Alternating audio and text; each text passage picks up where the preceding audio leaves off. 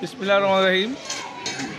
বাংলাদেশ জাতীয়তাবাদী দল বিএনপির প্রতিষ্ঠাবার্ষিকী উপলক্ষে কাজী জসিমউদ্দিনের নেতৃত্বে মধুয়া দক্ষিণ সরকারি প্রাথমিক বিদ্যালয়ে বৃক্ষরোপণ কর্মসূচি উপলক্ষে আজকের অনুষ্ঠানে উপস্থিত আছেন আমাদের সাগর উপজেলা যুব দলের সম্মানিত আহ্বায়ক জনাব কাজী জসিমউদ্দিন ও অন্যান্য নেতৃবৃন্দ।